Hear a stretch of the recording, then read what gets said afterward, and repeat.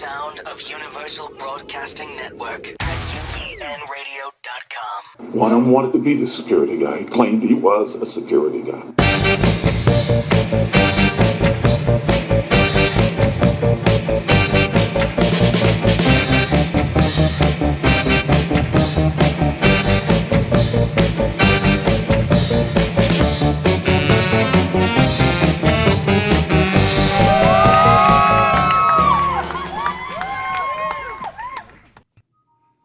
Welcome to another, Jarvis, I forgot what our introduction is today. Would it be another digital version? Yeah. Security Guy Radio? Yeah, digital. I've been on the road so long, I forgot all my shtick.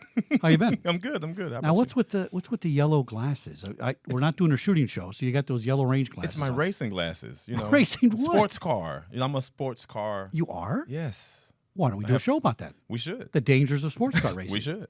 Very interesting. Yeah. Now- The yellow glasses, help with the glare. No, because we had the shooting episode last week. Point shooting, remember? We played Right, that, and okay. that's exactly the type of glasses I right. wear. Okay, Yeah. okay. Well, Well, we need to go shooting then. we should could go do both. shooting and race car driving. Okay. Wait. We'll drive race cars and shoot To the guns shooting out the range. windows. That's it. All right, we got it. Beautiful. Now, did you know I picked up a stalker last week? Really? Yes, I was thinking of you because we talked about a couple of shows ago, the stalkers. So we have a new motto for the show. Here's what this guy wrote on YouTube. Another nobody interviewing nobody. That's what he wrote. What a nice guy, right? Yeah. But that's the beauty of the show, right? Because we don't bring on the big giant talking heads from the government because they really don't know what they're talking about. They just talk, and we bring the people on that do the work. And the people Correct. doing the work make us safe. That's the bottom line. Mm-hmm. So with that in mind, oh, by the way, let's not forget to announce the marathon. You know about the marathon? No. Security Guy Radio Marathon. Oh, What really? do you mean you don't know about it? You're my No, engineer. I didn't know. Well, you got to play it. All right, so it's starting the 14th. It's going to be Security Guy Radio 24/7 for a whole week Cool. because we happen to have like 180 shows, which equals Really? 7 days. Yeah. Wow. Yeah. Oh, So that's going to be cool. It's going to be cool. We're going to play it on Yeah. Channel 3. So after the 14th, I think it's the 14th, after the live show on the 14th, we're going right to Channel 3, and you can catch Security Guy Radio and all the episodes going back to the very first days, 2 years ago, Yeah. a little more than 2 years That's ago. going to be cool. Yeah, and I want you to get your popcorn Okay. ready, and I want you to watch every show so you can catch up on all this. Okay, all I will. right? All right, very good. Now, today, we're getting into cyber. You know, cybersecurity is my favorite thing, right? Mm-hmm. Because I think it's the single biggest threat we have to all our security. Yes. I don't care what anybody else says. If they take our grid down, we got a problem, which is why we have Cyber Girl on today. And welcome back, Charisse. Hello. Thank Cyber you Girl, for of having me Cyber Threat again. Begun. So Charisse is going to give us a little update on the latest in the cyber world, one of which I believe is Apple, right?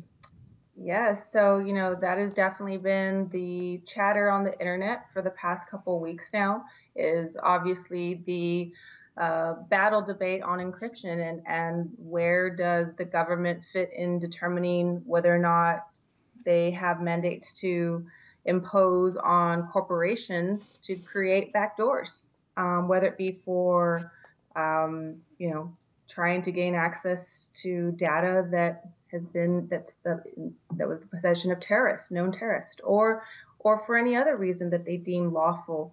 That is definitely has sparked some very strong opinions from both sides, federal, public sector, private sector, and even from the big heavy hitters. Mark Zuckerberg has an opinion. Bill Gates has an opposite opinion. And I think, Chuck, you may have something different you want to share.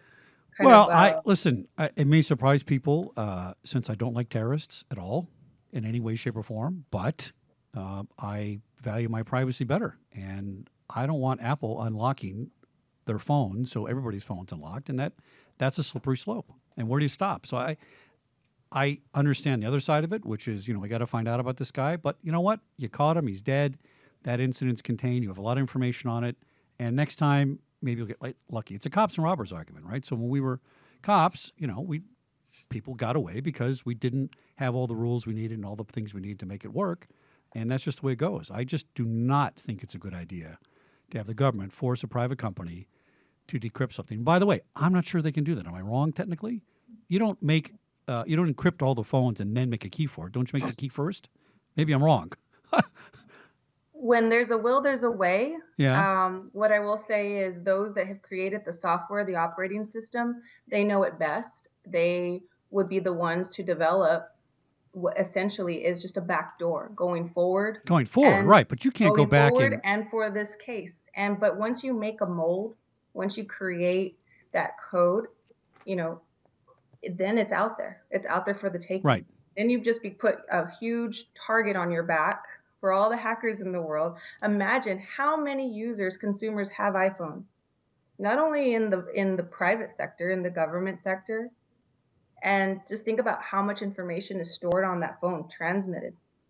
And now that there's a way to get into it, whether it's through a master key that's created for this one instance, which is what the government is saying, oh, it's only for this one instance. No, that's no good. But if a ruling is in favor of the government's request, does that set the right type of precedence? Now, what did the ruling say today? There was a ruling, right, later today? There was a ruling today in a separate case that involves unlocking an iPhone in New York, and the judge of the U.S. districts, James Orson, ruled in Apple's favor. Interesting. And I think that's the right way to go. Here's why. The phone is now a TV and a radio and a bank account and a credit card, and it's everything else, right? And if the government has these keys, and by the way, I'm not saying the government's inherently evil. I'm just saying, at best, they're inept. And by some bureaucratical snarl or snafu, this thing can get out there, and then it's all snafu, and everybody's stuff is made public. And I just don't think it's necessary. And if I was Apple, I would just say, hey, this is for you and this is for your horse. I'm not doing it. What are you going to do about it? You can arrest a corporation?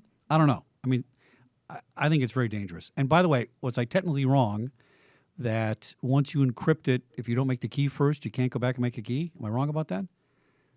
You make the key first, and then you make the code, the lock, right?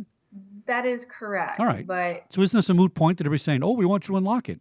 Oh, I have a super great computer. I'm going to run it for 100 years, and then I'll decrypt it. I mean, you just can't decrypt things right? I mean, no, it's a little bit more complicated in the case of in the case for which they want to be able to access the phone. There's the way the OS is built with particular software that once you start attempting and have failed authentication access, it basically renders the data Oh, yes, that's right. So that's why the government themselves have ceased attempts to cracking and gaining access, and they'd rather just go to the manufacturer and say, help us out here, get us access without tampering with the data. The problem is going forward, they want the OS rewritten in such a way that allows backdoors, that allows even the way data is stored on the phone to be changed, which was the intent of this new operating system version, to have harder security so that the wrong people can't get in. And once a precedent is set where the government can impose these types of mandates, who's to say that the next is justified? Where does it stop? Yeah, they can't let it happen. And that, comes down to what the number one myth is in data loss, is nothing can be done to prevent data loss. Except Apple's doing that to prevent data loss, and now everybody's arguing with them about it. And it just so happens, Charisse, just as a coincidence, we happen to have a guy on camera right now who's going to help us with this. It always works out that way on the show. Mr. Tony Busseri, the CEO of Route 1. Welcome, Tony. Thanks, guys. Nice to be here. Route 1 and MobiKEY. So we're going to talk about the myths involving encryption and hacking and all those kind of things. We're going to bust a lot of myths today. And that number one myth is nothing can be done to prevent data loss is a bunch of poppycock and balderdash, because most breaches, and we're going to talk about mobile breaches today specifically, and security guy radio never lets facts get in the way, Tony, so you're going to have to correct me, all right?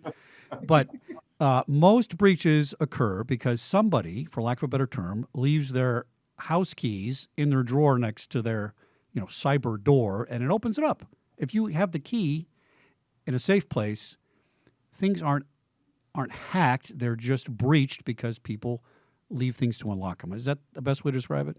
I think that's a fantastic way to describe it. I think there's two parts to this, guys, and that is, one is before we give entitlements or access to people, do we know who they are? So the standard part to this whole model goes with, do I know Chuck Harold is Chuck Harold? And then and when I'm saying I do know it's Chuck, what technology am I using to do the best job possible to confirm that? as we know, we get into a lot of trouble today with username and password. Right. What's more commonly called single-factor authentication that Sharice, I'm sure, in prior programs has gone on about the risks associated with it. But this is what I call troublesome point one. And that is we do not do a good job of authenticating the individual. The second part, from my perspective, goes to a concept that I think our families thousands of years ago figured out right. And that is when we want to be most secure, we live behind the walls that are tallest and thickest and without holes in them. But we know that when we go outside that fortress, we're going to be unable to see people. We're going to be unable to account for those people. And they're going to be in an area where we just can't guarantee the security. And so that's a metaphor, obviously, for data in today's world, where we allow data to go beyond the enterprise firewalls. And we put ourselves into a situation where those tools we've invested tens of millions of dollars in to see who's getting an email, who's opening up a file, are rendered useless. And we're now at the whims of a boyfriend or girlfriend or a child, etc., going onto someone's laptop and being able to pick up enterprise information when they shouldn't be. So I've probably gone a little further here, Chuck, but really my 2 points with data protection or data security goes, it's real simple constructs. One is, do I know who I'm giving access entitlements to? And then the second thing is, do I have that data that people are wanting to access in the most secure place at all times? Now, and those are the two constructs. So let me go back to the physical side, because I'm a physical security guy, but I happen to know a little bit about computers, right? Absolutely. A basic physical security model is, well, a properly executed physical security model is, nobody comes in. You're all denied until I verify you, right? Correct. In the computer world, it seems like, here's my white list, for lack of a better term. Here's my good list, and now we're going to catch people we don't want to come in. Is that accurate? It seems to be the reverse of physical security.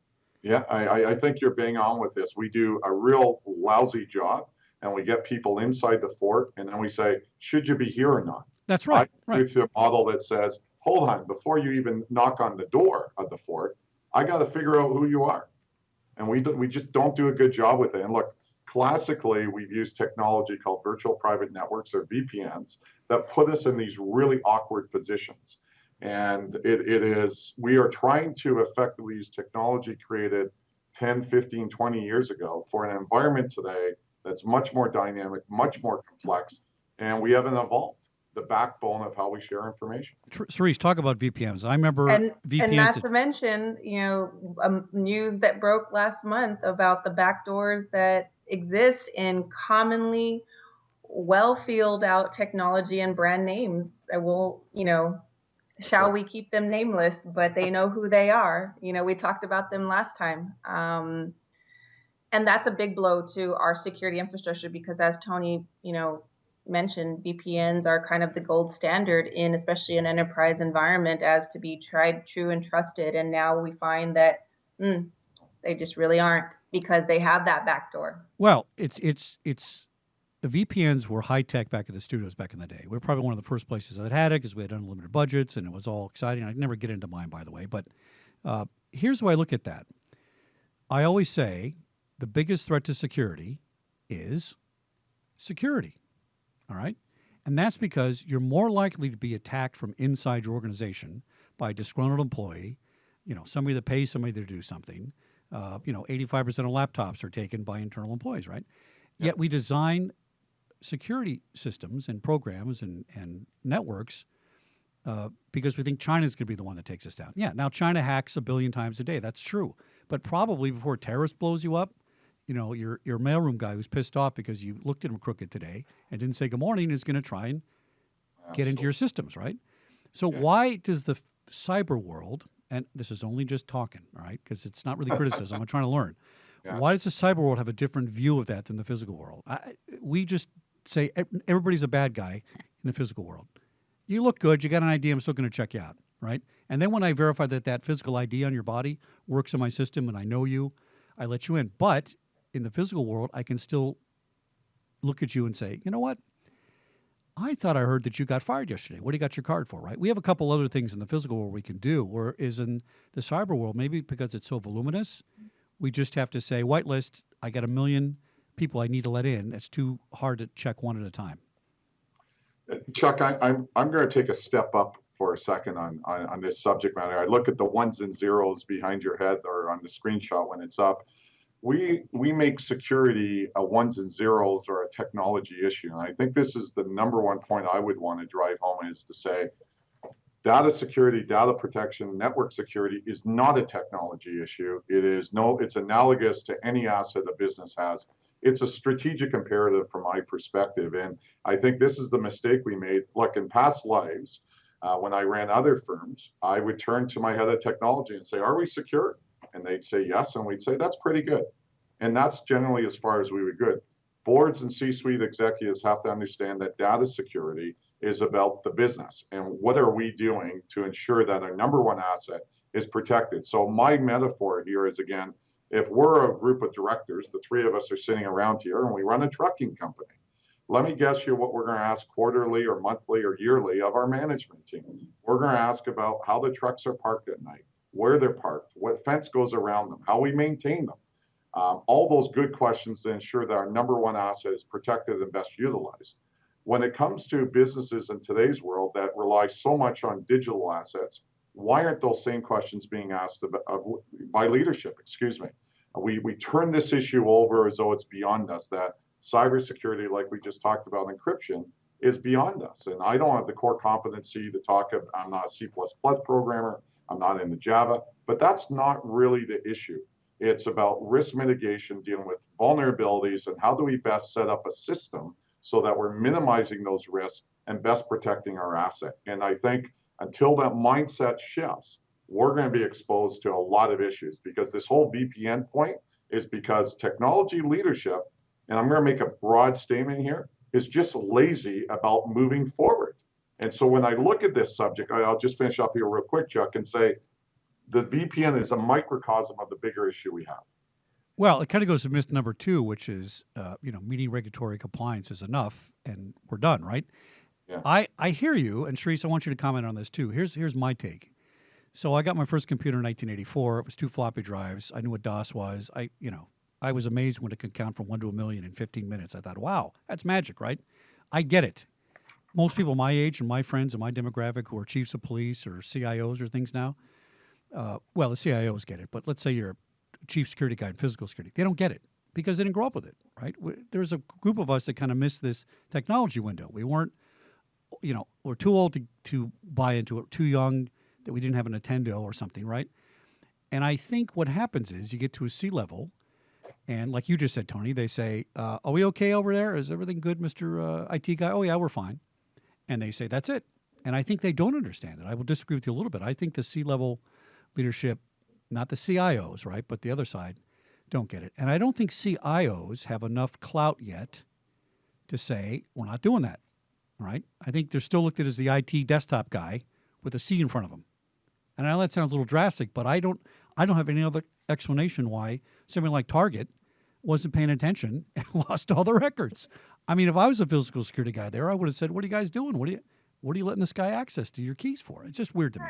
I think what it comes down to, Chuck, is the evolution of the importance of security, knowing your risks, but more importantly, knowing your threats to your organization, because they're different for every organization, whether you're in the oil and gas industry, whether you're in, financial institution, whether you're a technology company, consumer products, your threats are going to be different. Therefore, your risks and your risk exposure tolerance are going to be different based on the board's temperature and the executives you have running for them. So having a board, having an executive suite that understands risks holistically, not just risks to reputation, risks to operations, but really the cyber risk element, and understanding those risks really help drive the oversight and understanding of how to best tackle them, not just from a technology, from a people process technology standpoint that covers all the bases,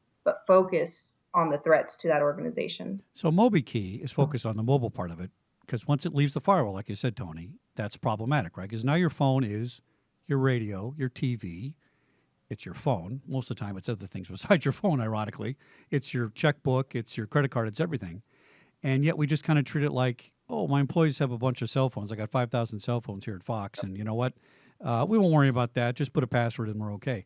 I think a study you told me about, Tony, in 2015 by IBM shows an average data breach that's per record's about $154, which averages out to $3.8 million average per data breach, because 154 times the millions of people, right? Yep. And I know in California, if you have a data breach, you can be fined $1,200 per violation, I believe, in California. Leave it to us to screw things up, make it even worse.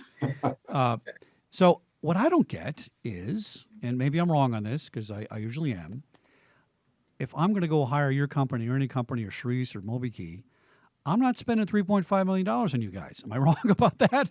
No, you're 100% right. It's fractional. Yeah. Yeah. First of all, I guess the world we're in is to help the mobile workforce in today's environment. And i.e., it says this simple. If you want your worker, whether it be a contractor, whether it be employee, to access their data when they're mobile, how do you do that without creating new vulnerabilities to the enterprise? That's the world we play in. We take a simple hypothesis that says, if the data is staying in the exact same place of what is when you're at the office, you're not creating a new risk vector. And that to me is a key part how we deliver mobility or full desktop resources to employees when they're remote. And so that's a absolutely key construct to what we're delivering. But Chuck, you touched on this survey about what it costs for a data breach, but you also touched on something a little earlier that I'd like to just pull the thread on if I could. One is about we believe in cyber espionage as the driving factor to what's going to bring us down as a nation. I think study after study after study tells us it's the average person within the organization. Tom Clancy, Robert Ludlum, Hollywood like making it something different. But what we're really trying to do is address human error. And if we invite employees or contractors to use technology where they have to be perfect with the use of it, guess what's going to happen? They're going to fail. There's going to be a data breach. So I think that what we're really fighting against when we tie this bow on it, on this nice little box here, is if we want to support what's now called bring your own device to work or teleworking or mobility, is there a way we can deliver that to our workforce in such a way that's not creating new risk? And that to me is the central theme here. And that's what we like to do. You go back to a study that might tell us somewhere between 85 and 90% of all data breaches to enterprises are caused by human error. And that's the long and the short of it. Put aside the gobbledygook, put aside the ones and zeros, the Chinese, the cyber terrorists, all that stuff. This is about adopting a strategy where it doesn't create new risk for us. And then the other thread I'll just pull on here, because I think it goes into this. If we rely on benchmarks or what our regulator tells us at a minimum we must do, we are going to fail. Right. And so whether it be Target or other organizations, what we know over and over and over again, those benchmarks are far too shallow, far too low. And if we want to protect their practices, if we want to protect their brand, protect their market share as a public company, protect their market capitalization, protect their employees' data, our key client information, we will say, I'm not going to look to the regulator. I'm going to look to the technology space and come up with a strategy that best addresses my risk.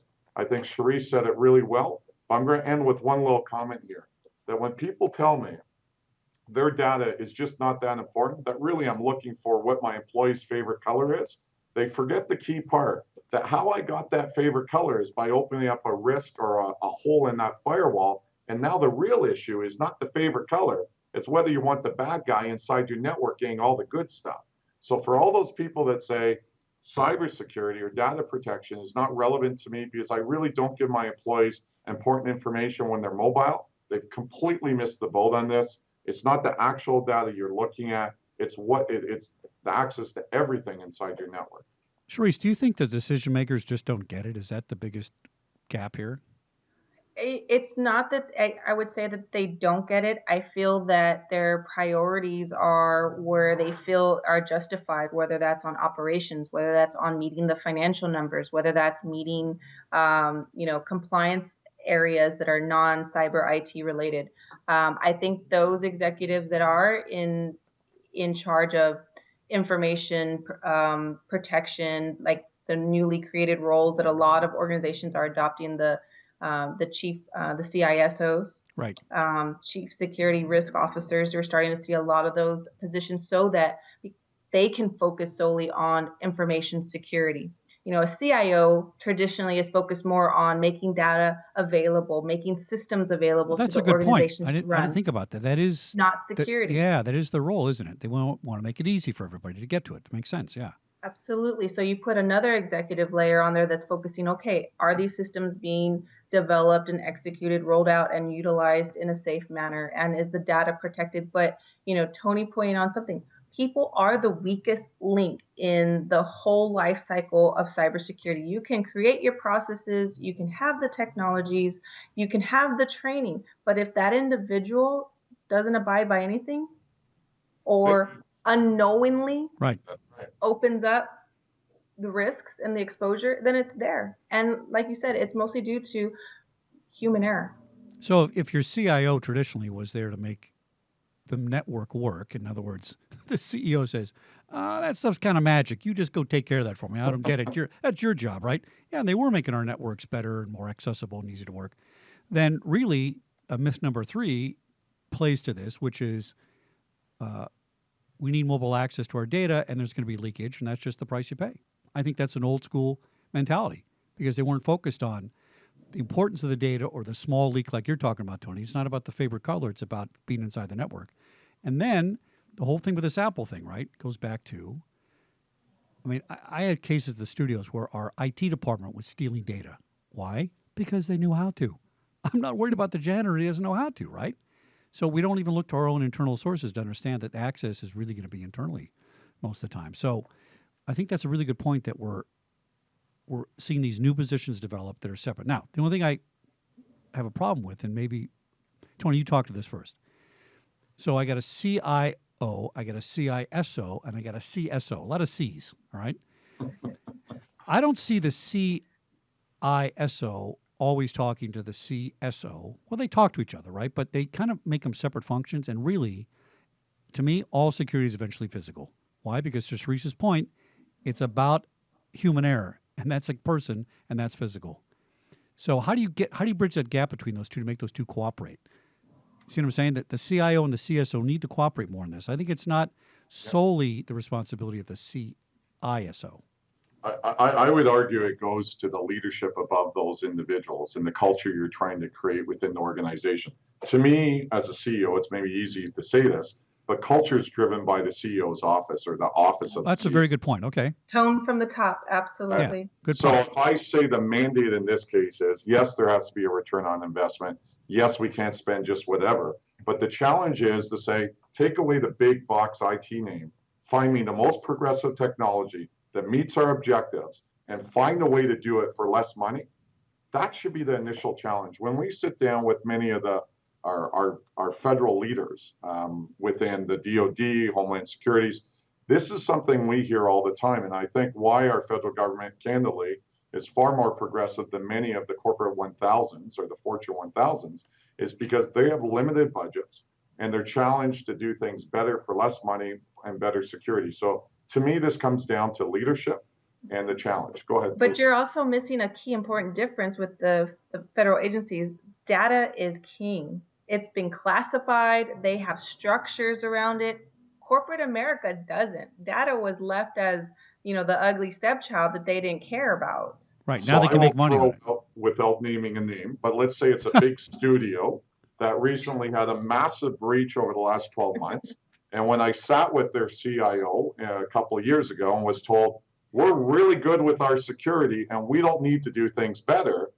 Like, are you kidding me? Like, I agree with you, Sharice, that corporate America is lazy. And it's that line, like I'm old enough, Sharice, you're not old enough to remember this, but in the 80s, there used to be a tagline that says, you don't get fired if you buy IBM. That used to be the model for heads of technology.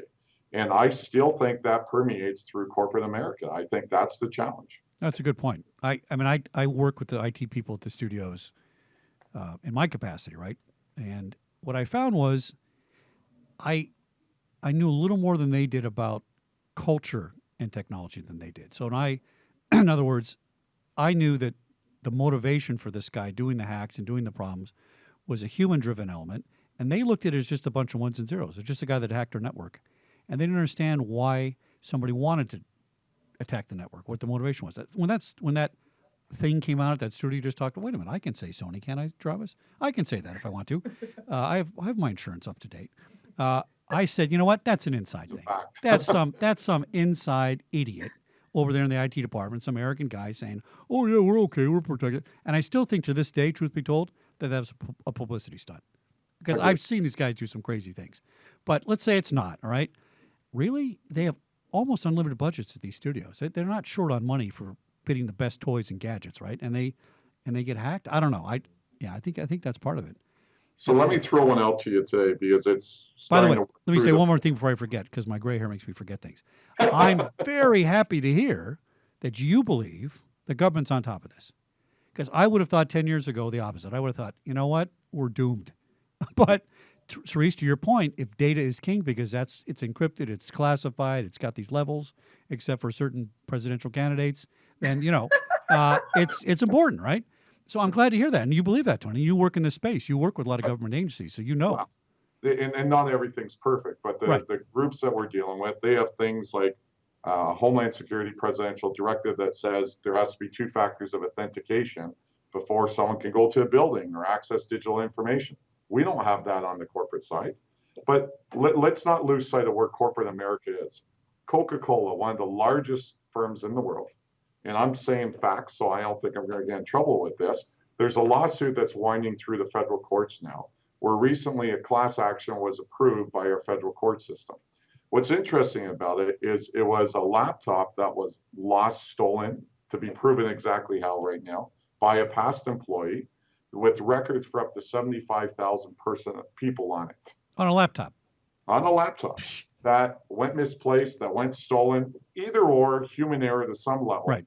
But it's a laptop with the C drive unencrypted, not with the backdoor encryption key that allowed that individual, but unencrypted with a lot of information on it.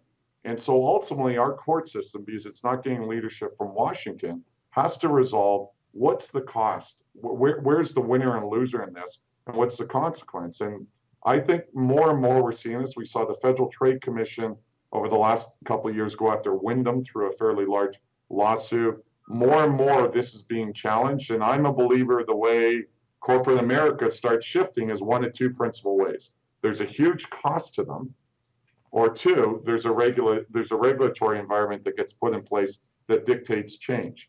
But it's coming. Like, it's not that we aren't seeing changes to this, because 5 years ago you wouldn't have seen a class action lawsuit approved against a Fortune 100.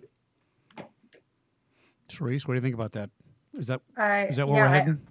I couldn't agree more with you. I think, the things that are going to get the attention of corporate America are the responsibilities pushed down onto them that results in money. Absolutely. Listen, I'm a capitalist through and through. I'm all for capitalism, making money. And if you need to drive the company to compliance through the bottom line, that's fine. I have no problem with that, right? What I don't get is the bottom line nowadays doesn't cost like it used to cost when, the internet was invented, when it was cost prohibitive, really. And I just don't understand why the motivation's lacking to initiate this kind of stuff. There's programs like, what's the name of that? It used to be called CompuTrace. Now they call it LoJack for laptops, right? Mm-hmm. And I was putting that on studio laptops in the 90s when it first came out. Yep. And we had a CEO had his laptop stolen with all kinds of sensitive things on it. And I got it back a year later. It dialed in from a AT&T store in Ohio, and we recovered it with all the data on it because the guy that stole it was too stupid to know what it was worth, right? And, this stuff's been around a long time. That was like in 99 that technology was around, right? And it was like, I don't know, $50 a year for the laptop, right? Now, $50 a year times 5,000 computers is a little bit of a cost, but it's not $3.5 million, right, for a data breach. So, Tony, give us some more myths that people don't quite understand, because this stuff hurts my head. I just don't get it. And I'm not the brightest guy in the world, but I'm thinking, let's just say, both you guys are experts. Here's my simple solution. Some law comes out, some moral dictation. God himself says we're going to do this, right? Every electronic device is encrypted in the world tomorrow. Will we have any of these problems? No, we wouldn't, would we? I mean, unless you left your cyber key in your folder or something. You would cut down on all kinds of problems. But Chuck, let me go through this whole encryption issue, because I like taking this apart a little bit. If I encrypt the movement of the information, on a VPN to me on my laptop. For me to use that information, what do I have to do? You got to decrypt it. Bingo. Right. So at that moment and the moments after until I re-encrypt it, it's unencrypted. And so I think this is. Oh, you're talking about that split, this really brief moment you're talking. No, I'm talking about the long moment. The long. So let's say it's an Excel file. It comes to me. It's on my laptop. Right. I gotta decrypt it. I'm not working there, and I'm on that Excel file. And let's say I'm at an airport, and you know what? Geez, I've just had pepperoni on my pizza. I gotta throw the garbage in, and I take 10 seconds to walk to the garbage can and throw my waste into it. And I come back, and that laptop I left on the chair is gone. You now have a wide open laptop that has that once encrypted information that was sent to me unencrypted. Oh, I see what you're saying. Right. So my point really goes to encryption's only as good as when that data is encrypted. So that's why I go back to the construct of our approach to mobility. Don't ever bring the information to the mobile device. Keep it behind the firewall where it's most secure, where you don't have to worry about that physical issue of someone stealing your laptop. And we're at that point where the data is decrypted or unencrypted while I was using it. So let me boil this down for my less than technical listeners. You're talking about the old hierarchy storage management where there used to be a room at your business that had giant data banks in it, and your terminal at your desk was a dumb terminal, and you couldn't save anything on it. There was no such thing as a flash drive. You just opened it up and did your work, and it all stayed on the main server. So we've heard a lot of talk about the cloud. I always thought the cloud was not a good idea. You're really saying keep these things behind your own firewall. Maybe consider the cloud for off storage. It's a whole different technology, right? But transmitting data. Private cloud, not public. There's a difference in clouds. Yeah, right? I know, I agree. Some right. train and some don't. But you're saying, hey, let's just never bring it to your mobile device. I think that's a great way to do it. We used to have people at the studios that, I'm not kidding, right? Every year, they lost their laptop. Every year. Because they wanted a brand new one, right? And then we put that stuff on it. They didn't lose it anymore. But you come from an environment where playing cops and robbers, you get information that's going to be used as part of a court case. There's a chain of custody with it, right? Right. That's right. Like you know who's touched it along the way. Oh, absolutely. So it doesn't, right? Right. So to me, why is data different? The integrity of it, I need to know how it's being used and touched. And when it's inside the network, let's call it that, or when it's inside that secure house or fortress, I sure the hell know who's using it, who's touching it, who's open, whatever. But why would I ever then invest these tens of millions of dollars doing that and then say, oh, by the way, I want to support BYOD. So go ahead and take the information and put it on your device. And oh, by the way, that mobile device management or MDM software, we know only works about 56% of the time. And that endpoint security works about 64% of the time. But that's okay with us now. So to me, this is the lunacy of it. And why I mock it a little bit is we're so perfect with trying to protect data in the network. And then we just let it to go into the wild and say, to a point you made earlier, well, it's going to be what it's going to be. Well, you know, if this was a show that wasn't with children on it, I might use a certain expression here. But the reality with this, our standards around security shouldn't change, whether you're mobile, inside the house, etc. And it gets back to this point about, I think Sharice said it really well earlier, your strategy you're going to have around using data and protecting your network. But in saying all of this, I can hear that dumb guy who criticized your program last week that you opened up talking with. He says, two dumb guys are talking about it. I'm sure now they're going to say about, well, if you want better security, you just got to spend more money. And that's where we live in a world that things have changed quite a bit. Data security is actually a driver to save money. And that's where I would push people. We believe that openly, and leadership still does, that better security means more pizza boxes or servers inside inside my environment, in my hosting facility. That is not the reality. Progressive companies are out there today in Canada and the US, around the world, that will actually find technologies and deliver them to you that will reduce your risk and reduce your cost. And we got to get away from this paradigm that says better security means I'm going to spend more money. So is this market being driven? Private sector's developing it, but private sector's not using it. The government's using it because they have a serious need. Yep. So the government gets the danger in it, they buy the private sector tools, and the private sector itself says, well, that's okay. We don't need to worry about that. Sounds like it's a backwards model. That's interesting. It is, it's hard to understand and fathom because, again, I come back to this, whether I'm in the healthcare field, whether I'm in professional services like a law firm or accounting firm, whether I'm in the financial services field, I'm a bank, I'm an investment banker, you would think that the information that they hold have dire consequences if that information is lost. I'm not even talking about the utility players that you open up today's discussion with, Chuck, that said, what happens if someone gets inside a grid, right? So I can touch just about any sector, any vertical, and say every one of them have an issue with this subject matter, because I'm sure Charisse has talked about in other programs. The reality with cyber terrorists or the loss of data isn't necessarily one specific point of loss. It's if I can pull information on Chuck Harold from three or four different points and bring it then together, I can do a lot of damage. And it's not just a fake bank loan or a fake credit card. It's about when there's another guy that shouldn't be in our country that's saying it's your name and they have a passport. That's when this gets really scary. And I'm not trying to be extreme here, but that's the real issue. No, it's true. When it comes to national security interests, I know we often talk about the power grid scenario, et cetera. What I really get worried about, because on a physical security standpoint, it's what we got to know who's out there, who we're playing against. And if I have no chance to do that because a bunch of people are creating fake profiles, I got a big problem. Yeah. No, I think it's a serious problem. Listen, I had a simple thing. This sounds silly, but last year, I'm putting up some YouTube videos for the show, right?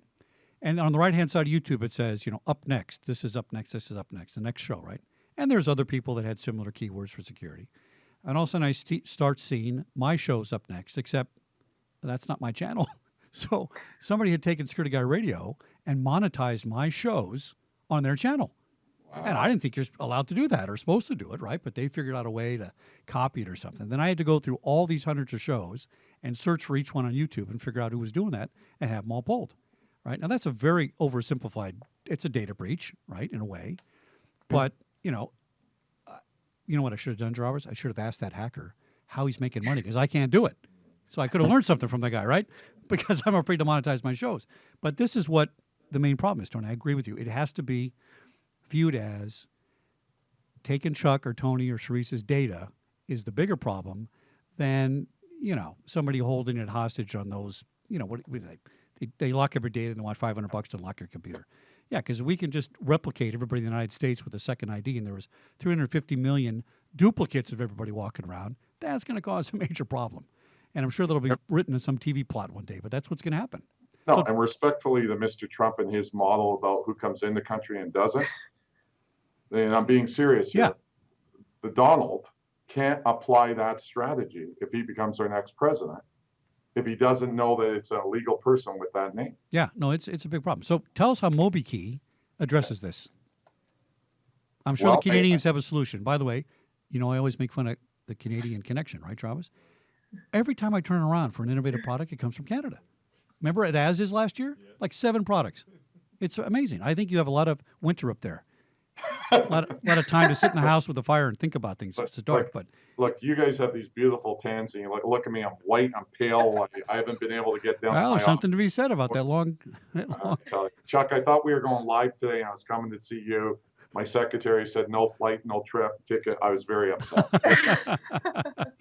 But you know what? Look, we are one of those up and coming progressive technologies. We're thrilled with the respect and the support we get from a number of our federal agencies who have asked us to provide secure mobility for certain employees and contractors when they need to access full desktop resources when they're mobile. And I think it's a pretty cool place to play. Our clientele would range from our Navy to the Office of the Secretary of Defense, Customs and Border Protection, Department of Energy, et cetera. And we take it quite seriously, our role. And it's interesting, this discussion that's ongoing with Apple that Charisse talked about in the opening would never happen with our technology, because we don't take that data and put it on a device. It stays, again, within the enterprise's network, which means that what a user is seeing on their mobile device is a picture or a screenshot of what's actually they would be seeing if they're back in their the host environment in front of their desktop. So nothing's ever coming to you except a picture, and that your actions then are actually triggered back in that secure environment. So the Apple model, the issue they're having with data on the device really goes to where's that data best served, where's it best held. The MobiKEY technology is compliant with many of our federal mandates. And again, it goes to the point that we use smart card-based authentication, which we're learning here in the US is a better way at the point of sale. When we're buying something at a supermarket or buying something at a clothing store, it's a better way to authenticate yourselves. That's a key part to how we deliver the authentication to our clientele, principally being our federal government.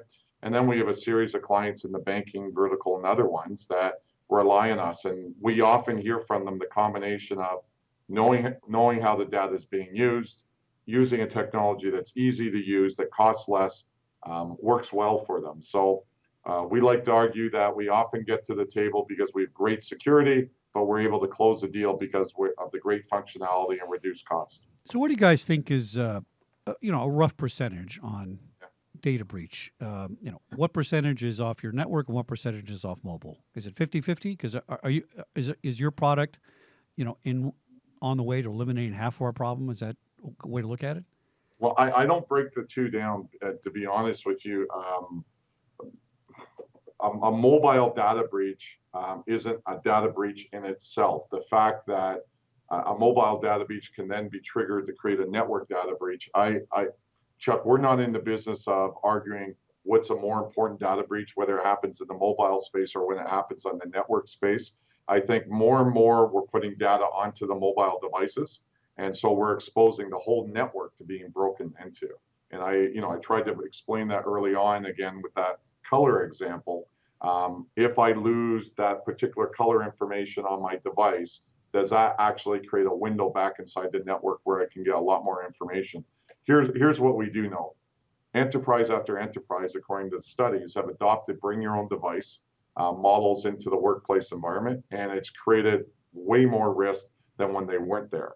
And we're at an epidemic stage right now where it's going to be very hard to bring the toothpaste back into the tube, and that we're going to have a paradigm shift around how we're dealing with data. So I think we're at a crisis point. I was thrilled to have an opportunity to come on your program today to encourage the discussion around the subject of doing things different than what we've done historically. And that is looking for progressive technologies that keep this model fairly simple. And again, I can't emphasize enough, as soon as we allow data onto those mobile devices, it's created a multiplier when it comes to risk vectors to protecting the network. So again, I go back to the mobile devices attached to the network. So if there's a breach, is it triggered when we don't have full information? Is it triggered by something we did with the network, or is it triggered by something we did on the device? I think at times it's one and the same when we're relying on a VPN to move information onto that device. Sharice, how do you, when you talk to your clients or prospective clients, are they thinking of a network as that server upstairs on the 5th floor, and they don't really think about the mobile component? No, they're thinking about the mobile components, but at the end of the day, they're thinking about operations and functionality. Can I do this? Is there going to be more red tape? What if I forget that key for two-factor authentication? And unfortunately, that tone is set from the top. And so if the executives are mandating a certain type of operational ease, it's going to be difficult to implement tighter mobile security strategies and try to put an overlay protection on that. But, I definitely am seeing the change in the industry as well, though, because of the breaches that are occurring, of the widespread media incidences, and organizations and executives are asking themselves, are we going to be next? And what are we doing? You guys, this has been a fascinating conversation. Tony, thanks for coming on. Give us your websites. We can get a hold of you. www.route11numeric.com. And Sharice, got to have your website too. Yes. Cyberthreatbegone.com. There you go. www.cyberthreatbegone.com. Very fascinating. Mr. Jarvis, did you learn something once again? Mr. Jarvis is my canary in the coal mine, because if he understands something, then we've made progress, right? Excellent. Right. All right, tune in next week for another exciting adventure with CyberGal next week too, right? You can come on again. Bye, guys. All right, and we're going to play our team software video. So stand by for a little bonus video from Team Software on how you can run your guard company in our upcoming seminar, March 8th in Las Vegas. Guys, thanks for coming on. I really appreciate it. Thank you. Thank Have a you. good night. Good night.